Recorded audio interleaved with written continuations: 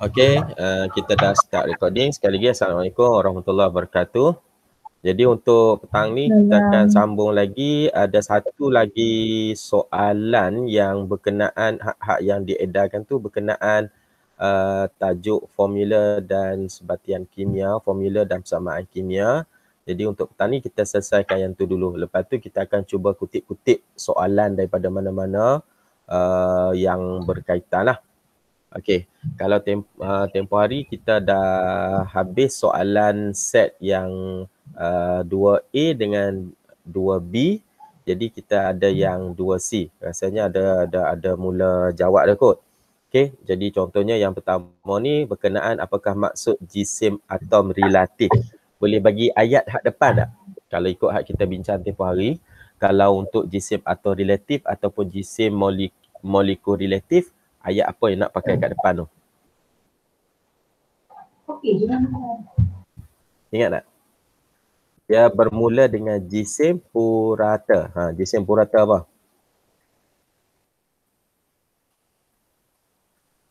Ni masalah keingatan ni. Dia konsep satu hal. Hari tu dah terang-terang dah.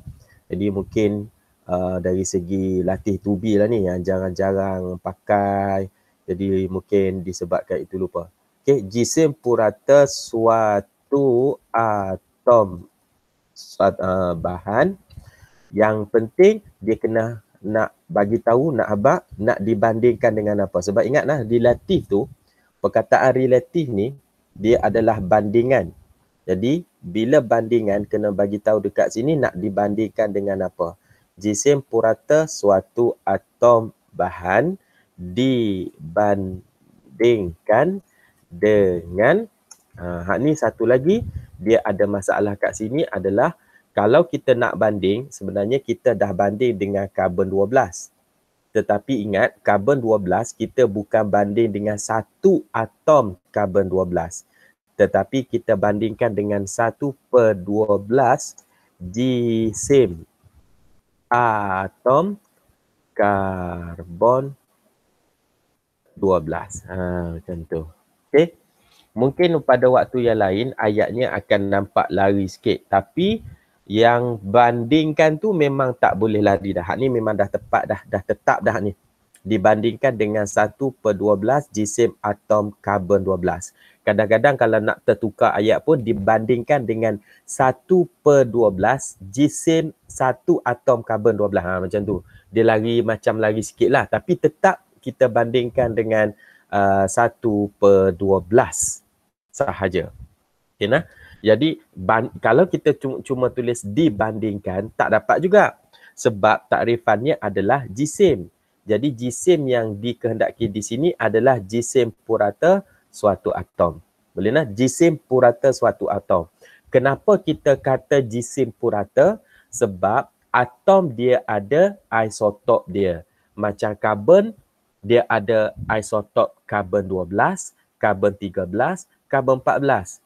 Jadi sebab tu kita ambil jisim purata. Tu yang sebabnya kita pakai perkataan jisim purata. Okey, boleh kena bunyi-bunyi juga suara, takut masalah lain ke apa ke dia takut kat sini. Okey. Boleh Okey, seterusnya. Okey.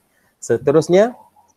Okey, untuk soalan 2. Ni yang ni dah terjawab ke belum sebenarnya ni? Untuk bincang petang ni sebab kiranya ni terus direct nak jawab soalan je lah. Kira macam seolah-olah dah baca soalan, dah faham dah soalan, mungkin ada cuba-cuba jawab. Okey, kalau ada yang tak sama ke apa ke yang dibagi tahu, bagi tahu. Okey. Beri satu sebab mengapa karbon 12 digunakan sebagai atom piawai untuk membandingkan jisim atom. Yang ni rasa macam mudah lah. Banyak kali diulang-ulang. Okey, tempoh hari pun ada kita sebut. Ya, mudah dikendalikan. Okey, macam hari tu ada ayah cik bagi tahu mudah dikendalikan tu yang tu utama. Okey. Yang reason yang kedua tu sebab dia punya 99% adalah isotop karbon 12 ke apa kata, yang tu payah kita nak explain. Jadi kita pakai yang reason yang pertama. Sebab yang dalam exam tempoh hari pun dia ambil yang ni yang paling utama sebagai jawapannya. Mudah dikendalikan. Ni satu panjang punya garisan ni perlu isi ke? Tak payah. Tidak wajib dipenuhkan. Okey, mudah dikendalikan. Okey, seterusnya. Oops. Berdasarkan rajah di atas, nyatakan jisim atau relatif bagi 12 atom hidrogen tersebut. Jisim atom relatif bagi 12 atom hidrogen tersebut. Kalau jisim atau relatif maksudnya satu nombor je, dia bagi garis sampai 2. Okey, satu nombor je. Apa jawapannya? Adi pun berapa jawapannya? 1. 1. Tidak tahu. Dia soalan dia kat sini adalah soalan ni dia macam memerangkap sikit. Yang dia jisim atom relatif. Bagi siapa? Bagi atom hidrogen. Bagi 12. Kalau 12 atom hidrogen, okey, kalau untuk semua sekali, itu dah jadi molekul lah sebab dia hidrogen kat situ banyak. Tapi kat sini kita highlightkan dia adalah yang dia nak adalah jisim atom relatif. Control black, kita boldkan kat situ. Bagi atom apa? Atom hidrogen. Okey, control black. Okey, atom hidrogen. Jadi jawapannya adalah 1. Habis tu kat sini kan 12, ada 12 biji kat sini. 1, 2, 3, 4, 5, 6, 7, 8, 9, 10, 11, 12. Ini kan ada 12. 12 itu dia cuma nak menggambarkan bahawa ada 12 biji atom hidrogen baru dapat menyamai satu atom karbon 12. Okey. Jadi satu atom karbon 12, jisim atau relatif ni adalah 12. Jadi sebab itulah bila 12 atom hidrogen dapat menyamai 12 yang karbon tadi tu, jisim atau relatif, maka sebab itu jisim atau relatif bagi satu atom hidrogen adalah 1. Satu je lah. Ni panjang-panjang, ya biarkan kosong je. 1. Okey.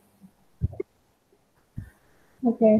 Dalam eksperimen, hidrogen bertindak balas dengan klorin menghasilkan satu sebatian HCl. Okey, clear. Okey. Bela nak. H2Cl2. Okey, so persamaan kimia ni seimbang. Okey.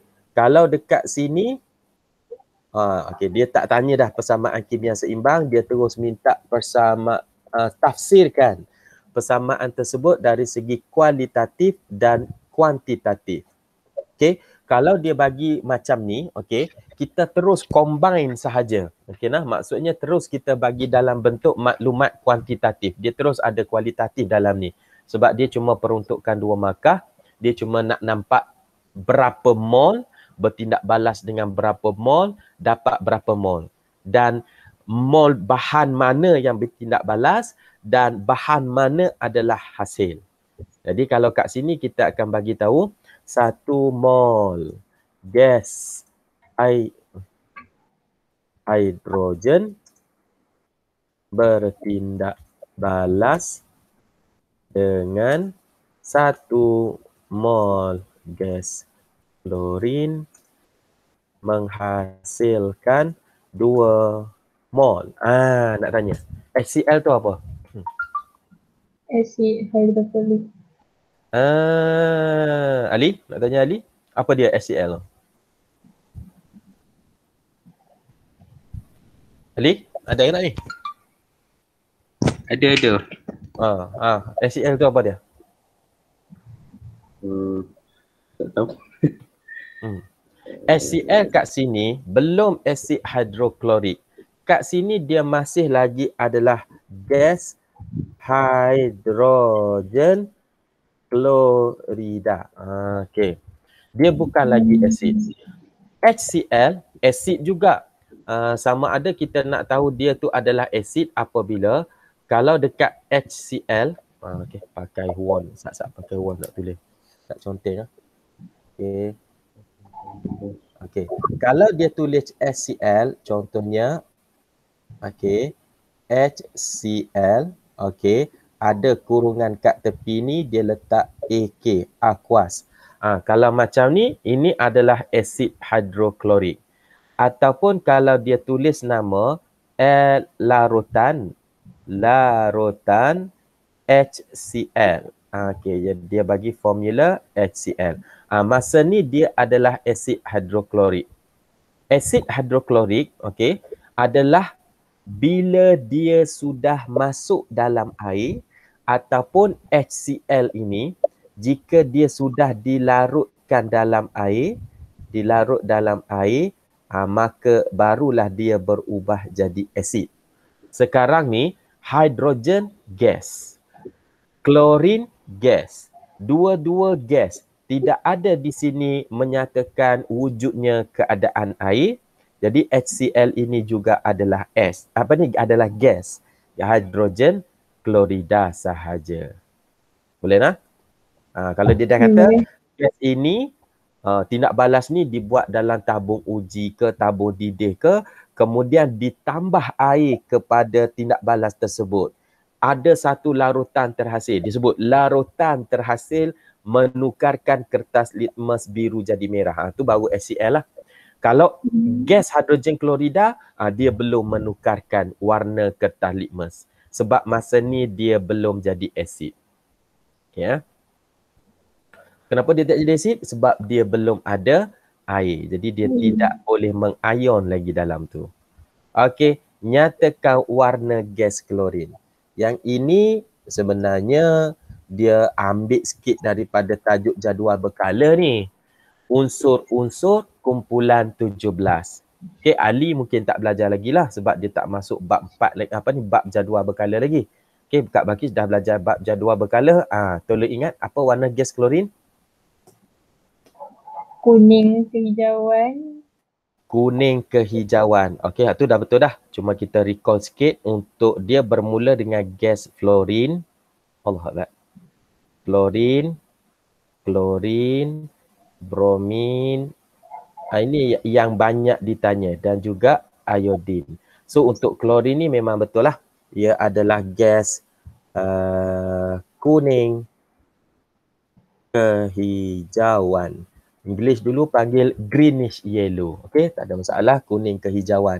Dan kadang-kadang kalau dalam peperiksaan sebenar, kita utamakan tang kuning ni. Maksudnya dia masih ada khilaf kalau calon cuma bagi tahu warna kuning. Masih ada potensi untuk dapat betul. Okey nah, tapi yang tepatnya kuning kehijauan lah. Dia tak terang sangat kuning dia tu.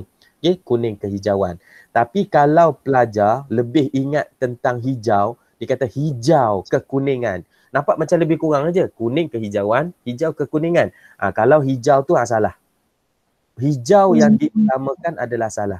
Okey, kuning kehijauan betul. Kuning saja insya-Allah masih lagi accepted. Jawapan untuk kuning saja masih lagi accepted. Okey. Dan untuk ni kita just recall lah. Kira sambil-sambil bantu Ali ni lah. Untuk gas fluorine, apakah warna? Fluorine sudah ada tadi. Bromin sudah ada, belum ada. Iodine warna apa? Okey, fluorine color apa? Sambil-sambil recall untuk Kak Bakis. Sambil-sambil mengajar Ali lah untuk bagi tahu Ali ni. Warna apa? Fluorine. Dia kuning juga. Tetapi kuningnya adalah Allah tulisan. Kuning pucat. English dulu adalah pale yellow. Kuning pucat pula dah. Kuning pucat. Ataupun kuning muda pun ada juga. Dia macam hampir-hampir nampak tak nampak gitu je. Warna pale yellow itu. Okay. Klorin ni tadi itulah. Kuning kehijauan. Bromin adalah reddish brown. Perang kemerahan. Perang kemerahan. Okey. Bagi yang ambil bio, kalau tak silap, perang kemerahan ini dalam bio masih guna istilah merah bata kalau tak silap. Zaman dulu-dulu, kimia pun pakai istilah yang sama macam bio, merah bata. Tapi latest ni dia tak pakai merah bata sebab bata simen tak warna merah. Kalau bata buat rumah yang pakai simen tu dia color kelabu. Jadi kita tak sebut lagi merah butter. Tapi jangan aplikasi kat Bayu. Bayu masih pakailah, tak ada masalah. Untuk kimia tak pakai merah butter. Kita pakai perang kemerahan. Dan iodine adalah purplish black, hitam keunguan. Dia sebenarnya kalau ikut warna dia adalah ungu yang utama. Tapi kerana ungunya tu pekat sangat, dia dah jadi nampak macam hitam. Tapi bila kita panaskan iodine ni, dia akan meruap keluar gas warna ungu. Okey, hitam keunguan. Okey. Kalau tunggu kehitaman, salah kan? Ya, dia macam panggil apa? Allah, seluar sekolah tu kita panggil dark blue. Macam tu. Dark blue. Purplish black. Okey nah, hitam keunguan. Okey. Sebab bila kita nampak pepejal iodine ni yang real, yang nyata pepejal dia tu, sekali kita tengok memang tak nampak ungu. Okey, memang tak nampak ungu tu. Dia memang nampak gelap hitam gitu aja. Cuma bila kita panaskan dia baru nampak aura-aura dia purple tu, dia dah mula meruap, itu aja. Okey, sebab tu kalau biasa hitam. Okey. Okey, seterusnya kita tengok yang ni dah masuk kepada bahagian pengiraan lah. Okey, so dalam soalan pengiraan, ingatan, sentiasa ingat dia mesti ada hubungan dengan mol. Apa-apa pun kalau kira-kira selalunya dia ada kaitan dengan mol. Dan kita kalau ni lagi ketara sebab dia bagi 3 markah. Okey, selalunya ada 3 step. Kat sini nanti suruh cari apa ni? Oh, bukan lagi.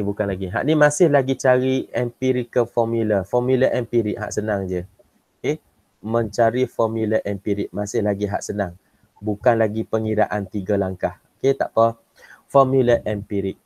Jadi, macam soalan hak lepas pun ada juga soalan macam ni, formula empirik. Jadi, kita kenal pasti yang pertama adalah unsur apa yang terlibat untuk menghasilkan bahan ini. Iaitu kita ada magnesium dan juga kita ada oksigen. Okey. Yang kedua, maklumat yang kita perlu ada gisim. Berapa gisim magnesium nak pakai?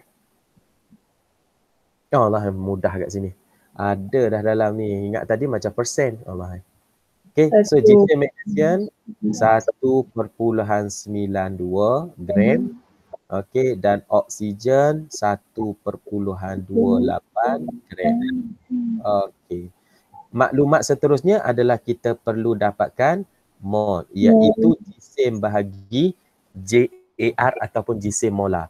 Tapi kalau ikut sebenar, kalau katakanlah ditakdirkan ada soalan oral, soalan lisan, untuk nak dapat mol, apa bahagi apa? Gisim bahagi gisim molar nah, bukan bagi gisim atau relatif.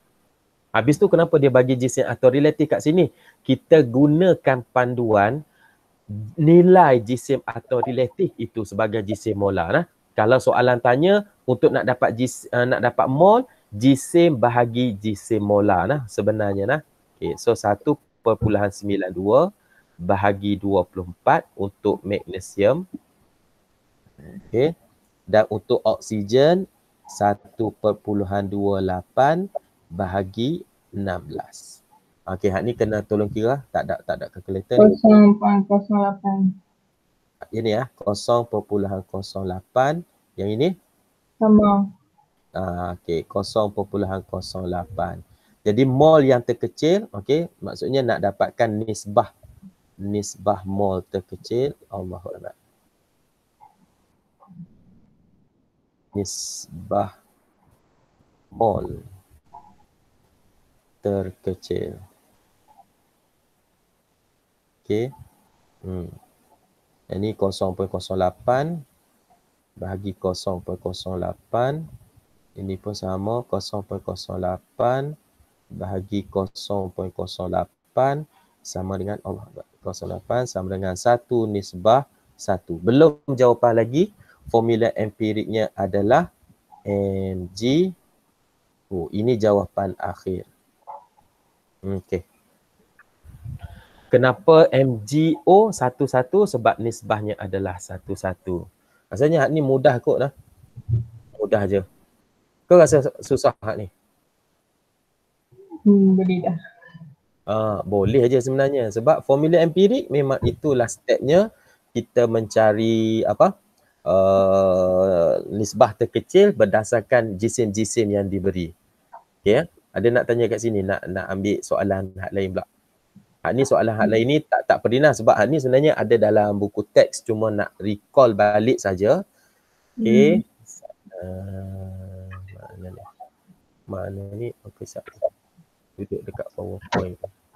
Okay.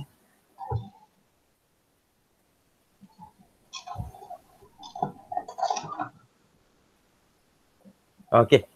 Kita recall balik lah. Mungkin tahun lepas kalau Kak Bakis tu dah pernah buat. Okay. Cuma kita bawa balik kali ni untuk cuba tengok balik macam mana nak buat pengiraan. Sebenarnya kalau hak dalam SPM ke, dalam trial ke, dalam soalan-soalan peperiksaan pertengahan ke, okay, ambil yang ni juga sebenarnya. Cuma dia tambahkan dekat stimulus soalan tu, dia pusing jadi panjang yang tu. Tapi konsep dia sama. Okay, untuk pengiraan dalam tajuk bab formula kimia, persamaan kimia ini, dia memang kaedah 3 langkah ni memang tetap dah tak boleh lari dah. Okay, Kakak Bakis buat tak soalan ni? Kok manalah tahu skip ke tahun lepas ke? Buat tak? Tak ingat. Ada lagi? Ada lagi tak buku latihan nak tahun lepas? Ada tapi terlepas. Apa banyak latihan. Tak buat latihan? Tak tengok soalan ni? Tak. Macam tak. Okay, tak apalah. Tak apa. Nanti boleh cari balik buku latihan tersebut. Okay. Kalau dah jawab, alhamdulillah, tengok balik. Mungkin cara Cikgu Bakis dekat sekolah sana, dia bagi tahu cara lain. Tapi yang penting memang ikut stepnya tu 3 langkah lah. Okay, hari ni kita akan tengok satu-satu setakat haddan ni. 1, 2, 3, 4 soalan ni. Harap-harapnya dengan jawab hak soalan-soalan ni, mahir lah. Maksudnya kalau keluar soalan pengiraan yang 3 langkah ni, kira kacang lah. Tapi kacang pun untuk pengiraan, step faham. Tapi hak untuk hafal formula kimia ke apa seimbang ni tetap kena ada. Tapi selalunya kalau soalan kira tu dia dah bagi hak siap dah lah. Soalan persamaan kimia tu dah hak siap dah. Okay, kita cuba tengok yang pertama. Penguraian kalsium karbonat, hak ni dia ada kaitan sikit dengan garam. Nanti kalau dah belajar tajuk garam pun boleh. Penguraian kalsium karbonat oleh haba adalah seperti berikut. Ni kalsium karbonat ni garam ni sebenarnya ni. Pen color lain pula dah. Okey, kalsium karbonat ni adalah garam ni sebenarnya ni. Mana garam karbonat, nanti kalau dah belajar yang ada karbonat CO3 macam ni, bila dipanaskan, dia memang tetap akan dapat satu pepejal oksida dan juga gas karbon dioksida. Okey. Mana-mana karbonat. Kalau di sini ditakdirkan zinc karbonat. So keluar kat sini adalah, kalau kat sini zinc karbonat. So akan keluar kat sini tetap dah. Dia akan keluar zinc oksida. Kalau dekat situ dia pakai magnesium karbonat. Okey, dia tetap dah kat sana salah satu hasilnya adalah magnesium oksida. Kalau guna plumbum 2 karbonat, maka kat sini akan keluar plumbum oksida. Kuprum 2 karbonat, keluar kat sini kuprum 2 oksida. Itu hanya tambahan-tambahan je lah. Tapi yang penting hari ni, okey, hak ni dia dah bagi dah, alhamdulillah. Mungkin dalam SPM nanti, dia tak bagi tahu hasil. Dia cuma bagi tahu, penguraian kalsium karbonat oleh haba akan menghasilkan 2 hasil tindak balas. Tuliskan persamaan tindak balas tersebut. Lepas baru dia akan tanya hak bawah-bawah ni. Okey? Tapi untuk sebab hak ni ambil soalan dalam buku teks tingkatan 4, garam tak belajar lagi, dia bagilah. Jadi kita pakai aje lah. Okey. Yang dia nak apa dia? Cari jisim kalsium karbonat yang diperlukan untuk menghasilkan, ni mudah semua sebenarnya. 1.2 desimeter padu gas karbon dioksida. Kenapa mudah? Sebab dia dah bagi dalam unit desimeter padu. Isi padu molar pun memang dalam unit desimeter padu per mol. Jadi tak susah-susah lah nak tukar jadi sentimeter padu, desimeter padu sebab dia dah bagi dalam unit yang sama. Okey, cuma kita ambil pada suhu bilik. Oh silap. Pada keadaan bilik, bukan ambil desimeter padu 22.4, sorry. Dia ambil yang 24. Okey, sebab ini adalah pada suhu bilik. Jadi kita cuba jawablah. Step yang pertama. Okey, sebab maklumat yang dia bagi adalah isi padu gas karbon dioksida. Maka step pertama adalah kita mencari mol untuk karbon dioksida, iaitu dia bagi isi padu 1.2 desimeter padu. Nak tanya, 1.2 desimeter padu, nak bahagi ke nak darab isi padu molar? Hak ni nak kena ulang balik. Kena ingat balik hak tempoh hari lepas. Kalau diberi isi padu, nak cari mol. Kena darab ke kena bahagi isi padu molar. Yang formula segitiga ada tu.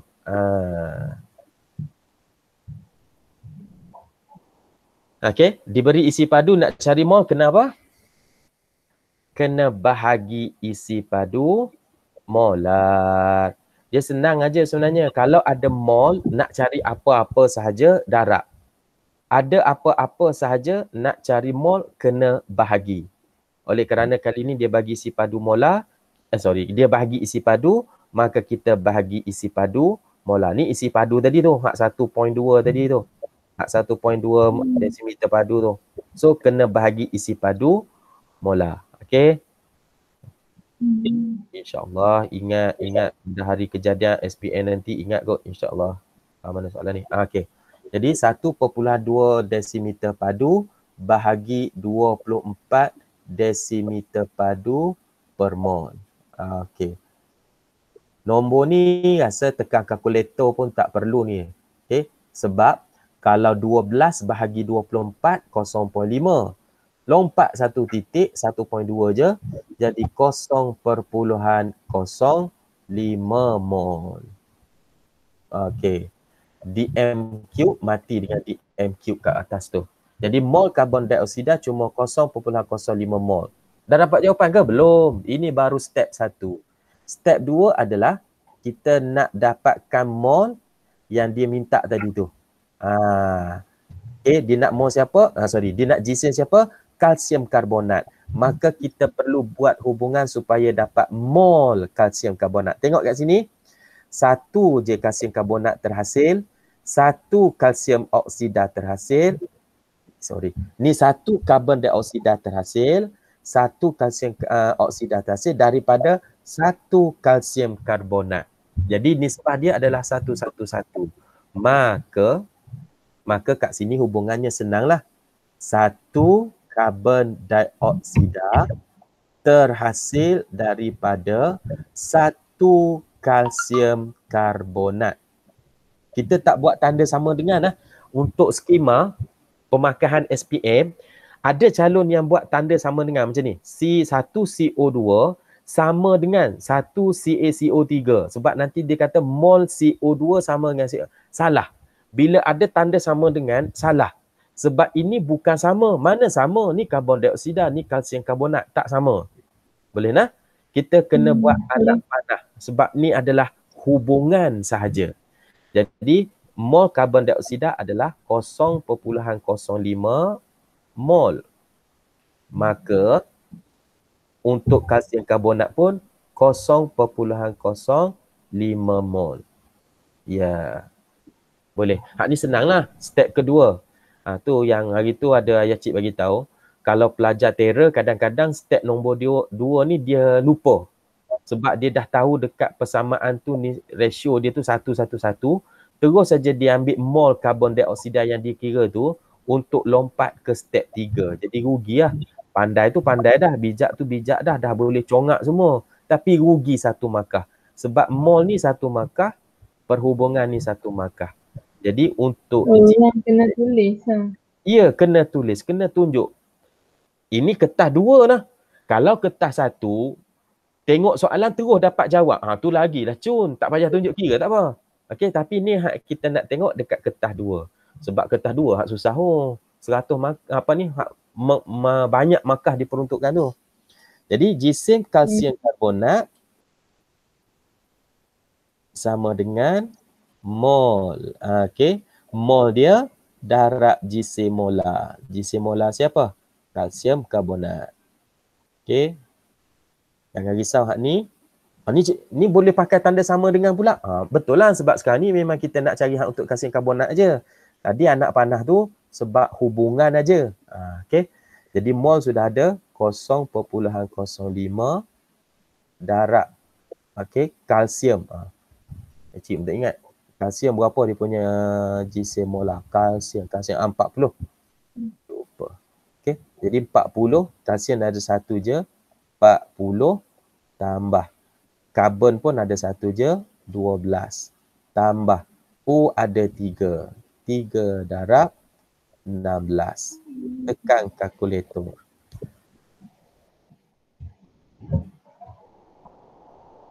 Dapat berapa entah? 16 kali 3, 48. 48, 12, 60, 60, 40, 100. 0.05 darab 100. Bukan dapat 5 5 lah.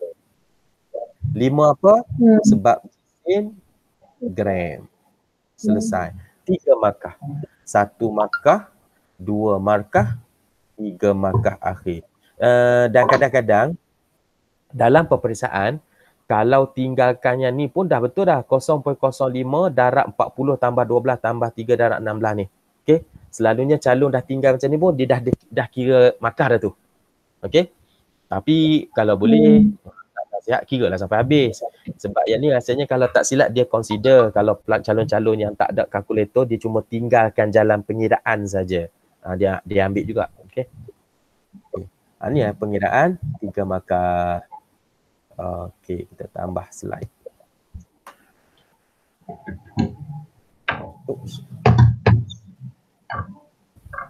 Okey, kita tengok pula soalan 2.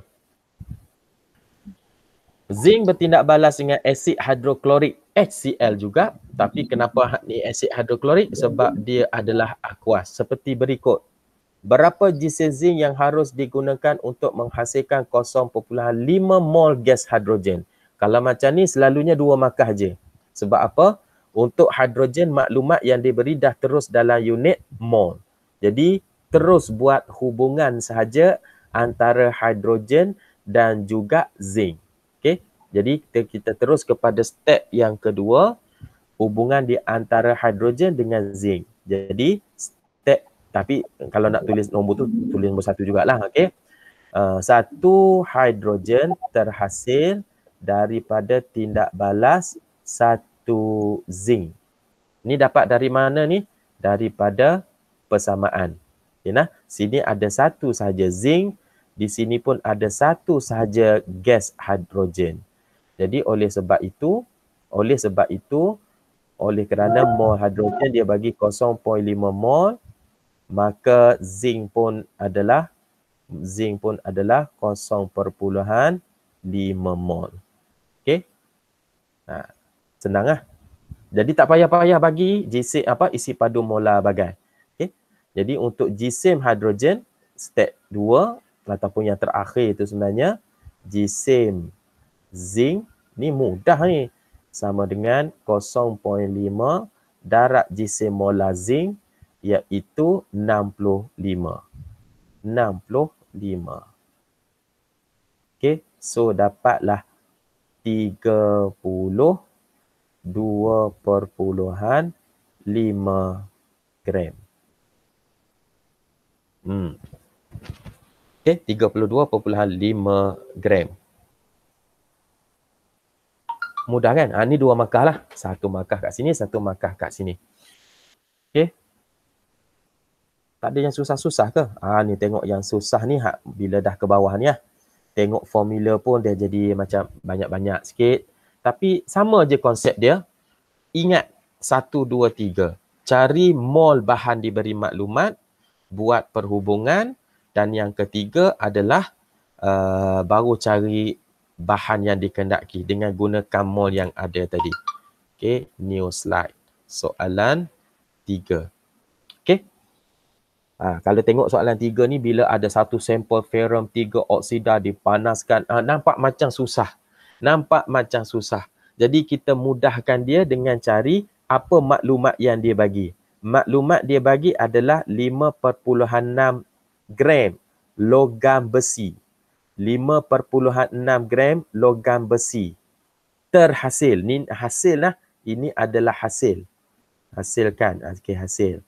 Mana soalannya? Ni kat bawah ni. Jisim. Hitungkan jisim sampel. Maksudnya kalau sampel tu bahan yang digunakan untuk bertindak balas, ni dia dah bagi dah ferrum 3 oksida. Jadi kita kena tengok hubungan di antara ferrum 3 oksida ni Fe2O3 ni, okey, dengan hasil yang ini. Ferrum. Okey, nampak hubungan dia? Di sini ada 1, di sini ada 2 kat situ. Jadi step yang pertama, kira sama-sama. Kalau laju, bagi tahu aja jawapan. Cik ni tulis dekat atas huyung-huyung ni, lambat sikit. Okey, mol untuk besi iaitu 5.6 gram bahagi jisim molar besi. Besi 56, nombor lebih kurang sama. Okey, bahagi 56. Nak tulis unit pun tak apa, tak tulis unit pun tak apa. Tapi kalau tulis unit tu bagi betul lah. Gram per mol. Tulis salah, silap-silap kena potong markah. Okey, kalau kat sini kita tak confident unitnya apa, gram pun tak payah tulis, gram per mol pun tak payah tulis. Cuma unit akhir dia sebab kita cari mol, okey, kita tulislah unit akhir dia. 5.6 bagi 56 adalah 0.1 mol. Okey nah. Ni mati gram ni. Tu yang tinggal mol saja. Step yang kedua, perhubungan di antara besi, ferrum dan juga ferrum oksida. Okey, 2 ferrum menghasilkan je. Janji kita pakai anak panah. Dihasilkan daripada tindak balas yang kita gunakan mana tadi? Fe2O3. Fe2O3. Jadi besinya adalah ferrumnya 0.1 mol. So 0.1 mol. Berapa mol ni? Ni nak suruh kira ni.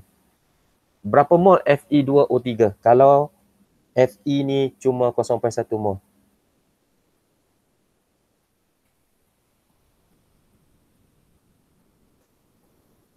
Duk short sendiri aja, duk cakap hubungan. Berapa? Awak dah kita tulis 2 Fe. Ni kenapa kita tulis 2 Fe? Kenapa tak Fe2O3 tu kat sebelah sana? Okey. Kenapa? Okey, good soalan dia. Kenapa kita tak buat Fe2O3 duk belah sini menghasilkan 2 Fe macam tu? Kenapa tak buat macam tu? Hak 2 Fe ni tahulah kenapa dapat 2 Fe ni sebab daripada formula ni pun memang ada Fe2 jadi 2 Fe tu yang nak bagi sama tu. Okey, so sekarang ni Kak bagi tanya kenapa 2 Fe duk belah kiri. Okey, konsep dia adalah dia sebenarnya kadang-kadang soalan ni dia bagi maklumat bahan bertindak balas, ni kalsium karbonat ke, zinc ke, Fe2O3 ke, dia suruh cari hasil. Okey, hasil yang duduk selepas anak panah. Ada masanya soalan dia bagi maklumat hasil. Lepas tu suruh cari bahan yang bertindak balas. Dia macam terbalik. Jadi amalan kita adalah kita letakkan bahan yang diberi maklumat tu di sebelah kiri. Sebab apa? Yang nak dicari tu kena letak di sebelah kanan. Tapi katakanlah mata kita boleh tengok secara terbalik, tak ada masalah. Macam ni tadi Fe ni, Fe yang diberi maklumat 5.6 gram. Jadi kalau contohnya kat sini untuk step 2 ni, okey, kita buat pemisah sikit. Untuk step 2 ni, kita nak letak okey, 1 Fe2O3. Okey. Kita buat hubungannya adalah dapat menghasilkan 2 Fe. Boleh tak salah.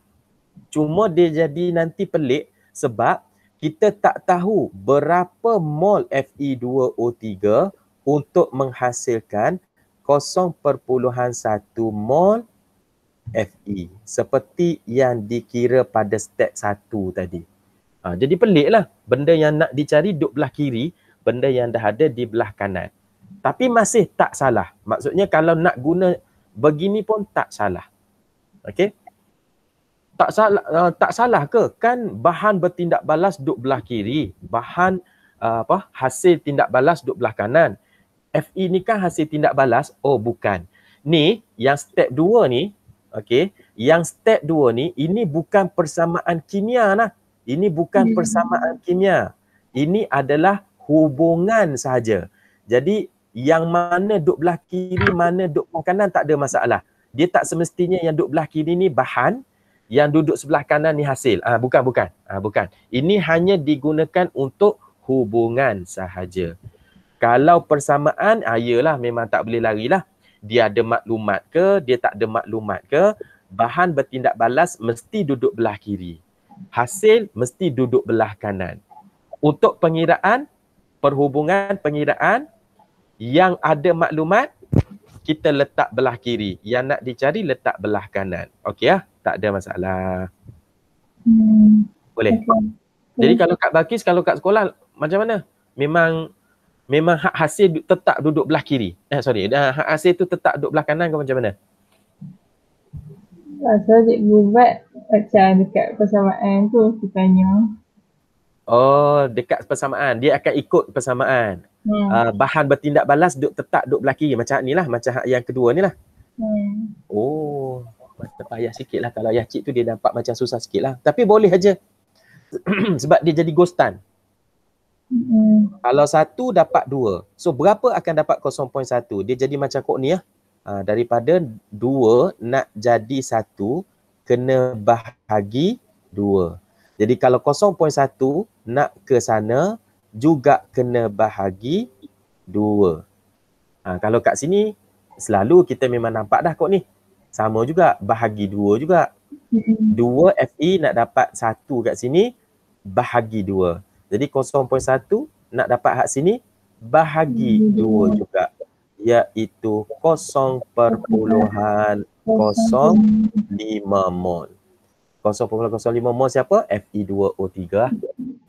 Hak ni pun sama lah. Jadi hak ni 0.05 mol. Okay. Kalau tak confident kat sini, boleh buat kat sini hak 0.05 ni adalah 0.1 bahagi 2. Dapat 0. Boleh juga. Kalau tak confident. Tapi selalunya nombor yang digunakan ni, nisbah ni ada 1, 2, 2, 2, 1, 1. Kira macam kita dah boleh congak dah sebenarnya. Okay. So bahagi 2, 0. Dan step yang ketiga, barulah akhir sekali. Ni dah ada bateri ke apa, slow. Kita tekan lagi, lambat keluar. Okay. So yang ketiga barulah kita cari jisim bahan yang dia nak tadi tu. Jisim Fe2O3, iaitu kita ambil mol darab jisim molar dia.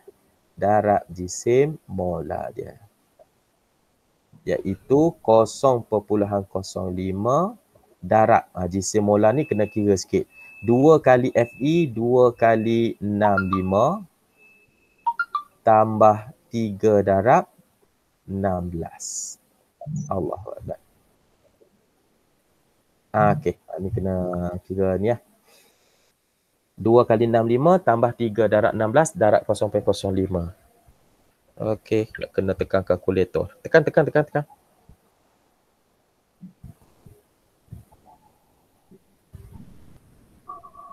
8.9. 8.9 unit Gram. 8.9 gram. Okay. Jadi yang ni terpulang lah sebenarnya Kak Bakir, rasa selesa hak mana menggunakan cara ayah cik tunjuk ni, bahan yang diberi maklumat belah kiri, bahan yang nak dicari belah kanan boleh. Tapi kalau memang sebelum ni selesa dengan yang cikgu dah guna, bahan tetap duduk belah kiri, hasil tetap duduk belah kanan, okey, tak ada masalah. Tapi kaedah tekniknya tu tetap sama, okey? Okay. Okey, kita insert new slide. Soalan 4. Okey nah. Soalan 4. Okey, hak ni 3 langkah juga sebab dia bermula dengan bahan. Hak mana tadi? Tadi satu soalan je lah, nombor 2 ni je lah hak mudah sikit sebab dia dah bagi mol siap. Okey. Jadi hak lain ni semua 3 step. Okey nah. So step yang pertama dia bagi isi padu gas nitrogen. Ni tak apa, memang ikut cara cikgu Kakak Bakir ni sebab dia bagi maklumat bahan yang bertindak balas. Okey. Jadi bahan bertindak balas ni kita akan letak belah kiri dan dia suruh cari bilangan molekul amonia. Okey, ngam sebab ini adalah hasil tindak balas bilangan molekul amonia. Jadi tetap kaedahnya yang pertama mencari mol bahan diberi maklumat. Mol siapa? Mol gas nitrogen tu. Okey, iaitu 6.72 desimeter padu. Pun sama juga sebab sama juga apa tu? Sama juga mudah sebab unit dia dah bagi desimeter padu. Tak payah tukar-tukar unit. Okey. Pada STP kena ingat pada STP kita kena ambil yang 22.4 ni. Okey. Jadi mol nitrogen adalah 6.72 bahagi 22.4 sama dengan tekan kalkulator.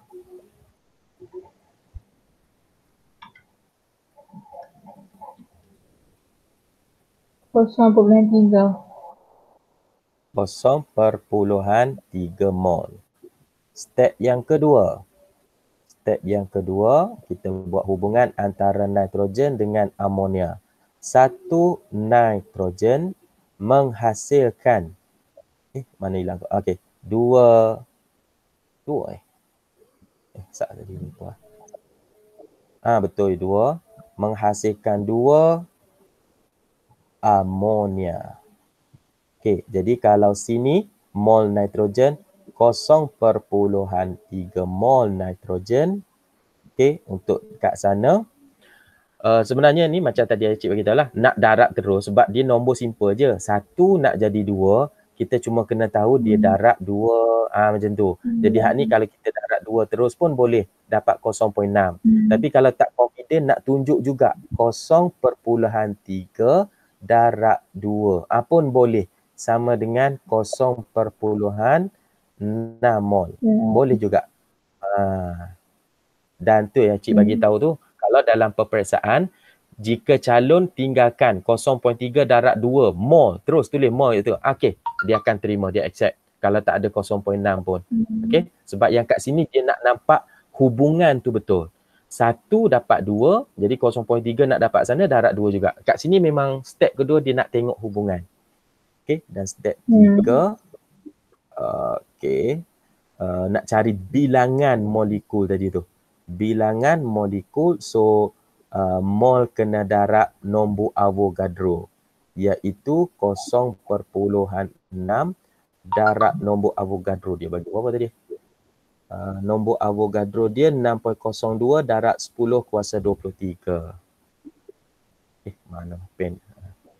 6.02 6.02 darab 10 kuasa 23. Ni pun susah juga ni, tengok kalkulator saintifik canggih-canggih, tengok ahli hari tu silap tekan sikit pun sebab dia dah berformula. Hati-hati je lah. Kalau ayah cik dulu pakai kalkulator biasa je, hak darab ni. Hak ni kalau ayah cik tekan hak ni je. 0.6 darab 6.02. Hak tu je. Lepas tu dah dapat perpuluhan ke apa-apa, barulah adjust dekat 10 kuasa ni. So hak ni dapat berapa ni? Lebih kurang 36 12 apa? Mm-mm. 0.6 0.6 darab 6.02. 3.612. Jadi dapat kat sini 3.612 darab 10 kuasa 23. So kuasa dia tu tak payah adjust apalah. Sebab kat sini dah memang ada apa? Satu nombor kat depan ni dah kira okey. Ini selesai kat ni? Jangan. Kalau boleh letakkan unit akhir. Tapi hak ni unit bukan ada gram, ada isi ada sentimeter padu. Hak ni kita just bagi tahu sebab soalan suruh cari apa? Bilangan molekul. So kita letak kat sini adalah molekul. Okey. Kalau tak pasti, baik biarkan kosong. Andai kata kat sini suruh cari bilangan molekul, tiba-tiba kat sini tertulis 3.612 darab 10 kuasa 23 atom. Habis. Walaupun tapi dia habis untuk makan hak ketiga ni lah. Atom salah. Ion salah. Lagi-lagi 6 darab 10 kuasa 23 sentimeter padu ke gram. Lagi jauh lari dia tu. Memang salah. Walaupun nombor kat depan ni betul. Sebab step yang ketiga ni dia pentingkan jawapan akhir complete. Kalau tak confident zarah tu apa, baik biarkan kosong. Tapi soalan memang suruh cari bilangan molekul, insya-Allah kot. Cuma tu yang kata kena hati-hati je lah. Jangan apa tergopoh-gopoh menjawab tu. Okey, tu je lah. Okey. Habis soalan. Jadi harap-harapnya dengan selesai soalan ni balik, kok Kak Balkis nak tengok balik buku latihan kat tempat dulu, okey, no problem, tak ada masalah. Tapi macam inilah cara ya, Cik. Okey. Belah kiri benda yang diberi maklumat, belah kanan apa yang nak dicari. Okey. Dan sebab kadang-kadang ada juga soalan, okey, dia tak bagi pun maklumat. Ni bahan tindak balas, dia tak bagi hak ni pun. Dia bagi hak dua ni, hak hasil tindak balas. Okey. Contohnya juga lain, H2 bertindak balas dengan O2 menghasilkan H2O, air. Okey, menghasilkan air. 2 kat sini, 2 kat sana. Okey. Dia akan bagi isi padu gas hidrogen, cari isi padu oksigen. Boleh juga, tak ada masalah yang tu. Okey, dia tak suruh cari air pun. Dia suruh cari jika 50 cm padu hidrogen bertindak balas dengan oksigen menghasilkan air. Kirakan isi padu oksigen yang diperlukan untuk bertindak balas. Jadi dua-dua dia suruh kira bahan, tak kira hasil pun. Yang tu pun macam mana Kak Waki nak letak? Dua-dua ni bahan. Hak mana duduk belah kiri?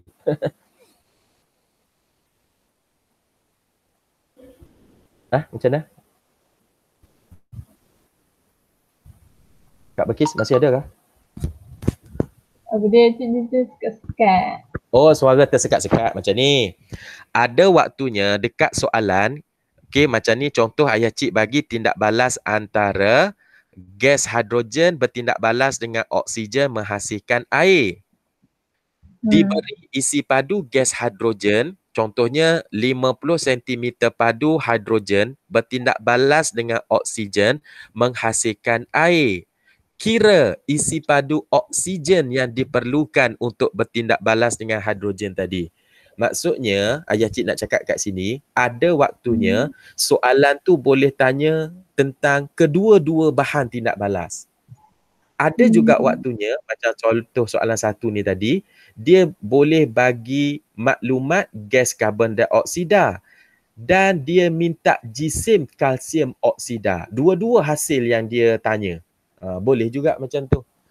Sebab tu yang ayah cik menekankan tadi untuk pengiraan perhubungan tadi tu, soalan perhubungan tadi tu, bahan diberi maklumat belah kiri, tak kira dia tu hasil ke, dia tu bahan ke, yang nak dicari letak di belah kanan, tak kira hasil ataupun bahan. Tapi cara cikgu Kakak Balkis tadi pun betul juga, tak ada masalah. Dia cuma dari kanan ke kiri. Tu aja. Okay. Cuma yang penting pelajar atau calon tu tahu nak cari hak mana, nak cari duduk belah kiri, cari belah kanan. Okay. Yang ni tak salah lah. Ini bukan anak panah untuk persamaan kimia. Ini anak panah untuk hubungan. Okay. Cikgu kimia sekolah Kak Balkis tu tua ke muda? Muda. Muda tak apa, tak ada masalah. Sebab kadang-kadang jumpa juga dengan cikgu kimia yang tua-tua, lebih tua pada ayah cik. Zaman ayah cik dulu, untuk hubungan tu dia guna ni bukan tanda sama dengan. Dia ada 3 garisan ni. Dia panggil persetaraan stoikiometri. Kadang-kadang jumpa juga bila pergi kursus dengan cikgu-cikgu kimia tua ni, dia duk pakai ni. Tapi dalam skema dah tak boleh pakai. Okey lah. Tak apalah kalau cikgu kimia muda tu selalunya tak tak ada jumpa pun. tak pernah jumpa lah. Okey. Risau sajalah tu lah. Sebab apa? Dalam skrip calon SPM ada jumpa. Jadi kita assume ni mesti budak ni belajar, cikgu kimia ni cikgu tua. Dia masih lagi kadang-kadang terpakai waktu dia mengajar ke apa ke. Jadi pelajar salin pakai juga. Macam tu. Okeylah, kalau muda tak apa. Okey, abaikanlah. Tak payah tengok lah. Jangan terbuat pula. Kadang-kadang bila kita tulis tu, tu yang nak ingat tu. Okey. Boleh. Okey. So untuk hari ni kat situ aja dulu. Ada apa-apa nak tanya? Tak ada. Tak ada. Okey. So insya-Allah lah untuk hari Rabu bahan tu pandai lewat pun yang cik bagi esok lah. Nak tengok soalan apa pula nak pakai. Okey. Tapi kalau ada soalan sebelum hari Rabu tu, kod-kod lah. Kak Baki kata nak bincang tajuk sekian-sekian. Ataupun ada soalan dari mana-mana nak minta bincangan tu. Okey. Yang tu pun tak apa juga. Tak ada masalah. Boleh. Ya. Okey, clear. So kalau tak ada apa-apa, okey, kita dismiss kat sini dululah. Okey. Assalamualaikum warahmatullahi. Salam.